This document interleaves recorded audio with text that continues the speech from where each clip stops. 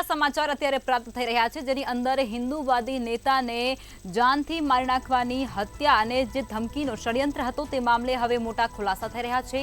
શકીલ સત્તાર શેખ ઉર્ફે રઝા 10 દિવસના રિમાન્ડ પર છે, ત્યારે મૌલાના પછી ત્રીજો આરોપી પણ હવે રિમાન્ડ પર છે।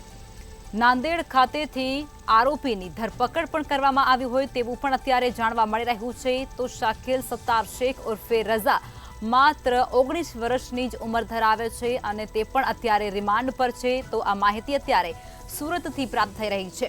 હિન્દુવાદી નેતાની હત્યાના ષડયંત્રને મામલે વધુ સમાચાર સામે આવી રહ્યા છે અને વધુ એક આરોપી છે તેના રિમાન્ડ પર છે। શકીલ સત્તાર શેખ ઉર્ફે રઝા નામનો જે આરોપી છે તે 10 દિવસના રિમાન્ડ પર છે। મૌલાના પછી આ ત્રીજો આરોપી છે જે રિમાન્ડ પર છે। ત્યારે નાંદેડ ખાતેથી આરોપીની ધરપકડ કરાઈ હતી તેવું પણ જાણવા મળ્યું હતું। તો શકીલ સત્તાર શેખ ઉર્ફે રઝા માત્ર 19 વર્ષની જ ઉંમર ધરાવી રહ્યા છે અને તેઓ પણ અત્યારે 10 દિવસના રિમાન્ડ પર છે। સુરતથી આ માહિતી મળી રહી છે।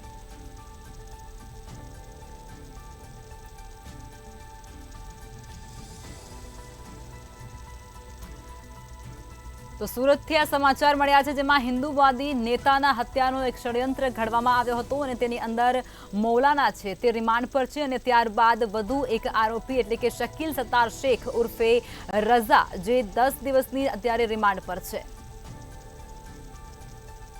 તો આજ મુદ્દે વધુ વિગતો અમારા સંવાદદાતા પૂજા નિષાદ આપી રહ્યા છે સુરતથી ફોન લાઈન પર।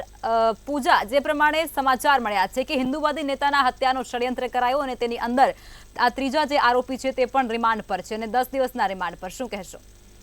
હા જી, જોઈ શકો છો કે થોડા દિવસ પહેલા પણ આ મામલામાં એક આરોપી પકડાયો હતો, ત્યારબાદ બીજો આરોપી પકડાયો, ત્યારબાદ જોવા જાય તો આજે ત્રીજો આરોપી પકડાયો છે અને જે ષડયંત્ર છે એ ગોઠવવામાં આવ્યું હતું એમાં દિવસે દિવસે એક આરોપીના તપાસમાં બહાર નીકળી રહ્યું છે અને આજે ત્રીજો આરોપી પકડાય છે જેનું નામ છે શકીલ સત્તાર શેખ ઉર્ફે રઝાને કોર્ટમાં આજે હાજર કરવામાં આવ્યો હતો અને તેના 10 દિવસના રિમાન્ડ આજ રોજ મંજૂર કરવામાં આવ્યા છે। અને વાત કરવામાં તો એક બાદ એકની ધરપકડનો જે દોર છે એ શરૂ થયો છે, ત્યારે વધુ એક આરોપીની આજ રોજ ધરપકડ કરવામાં આવી છે અને જે આ શકીલ સત્તાર શેખ ઉર્ફે રઝાની છે તેની આજ રોજ ધરપકડ કરવામાં આવી છે અને વધુ તપાસ માટે આજે એને કોર્ટમાં રજૂ કરવામાં આવ્યો હતો અને હાલ તેની પૂછપરછ ચાલી રહી છે। ઉચ્ચ અધિકારીઓ આ મુદ્દામાં જોડાઈ ચૂક્યા છે, એની તપાસ ચાલી રહી છે। વધુ વિગત હવે વધારે તપાસમાં ખબર પડશે અને આજ રોજ તેને રજૂ કરવામાં આવ્યા હતા અને રિમાન્ડની માંગણી કરાઈ હતી, જેમાં માંગણીમાં 10 દિવસના રિમાન્ડ આજ રોજ મંજૂર કરવામાં આવે છે। વાત કરવામાં આવે તો સુરત ક્રાઇમ બ્રાન્ચની ટીમ દ્વારા મહારાષ્ટ્ર રાજ્યના નાંદેડ ખાતેથી આરોપીની ધરપકડ કરવામાં આવી હતી અને ત્યાંથી આજ રોજ આને સુરત કોર્ટમાં રજૂ કરવામાં આવ્યો હતો। વાત કરવામાં તો શકીલ સત્તાર જે શેખ છે તેની ઉંમર માત્ર હજી 19 વર્ષ છે અને જે મૂળ મહેબૂબનગર નારસી નગાઉ જી નાંદેડ રાજ્ય મહારાષ્ટ્રનો વતની છે અને હિન્દુવાદી નેતાઓની હત્યાના ષડયંત્રમાં આ સામેલ હતો અને સાક્ષીની ભૂમિકા કેટલી છે તેની તપાસ આજ રોજ કરવામાં આવી રહી છે। તેને કોર્ટમાં એના માટે રજૂ કરવામાં આવ્યો હતો અને હાલ આ મુદ્દે તપાસ ચાલી રહી છે અને હિન્દુવાદી જે નેતાના હત્યાના ષડયંત્રમાં મૌલવી સોહેલ ટિમોલની ધરપકડ બાદ આજે નેપાળ બોર્ડરથી મોહમ્મદ અલીની ધરપકડ કરાઈ છે અને હવે મહારાષ્ટ્રના નાંદેડથી શકીલ સત્તાર શેખ ઉર્ફે રઝાની ધરપકડ કરવામાં આવી છે। જી પૂજા, તમામ વિગતો આપી તે બદલ આભાર।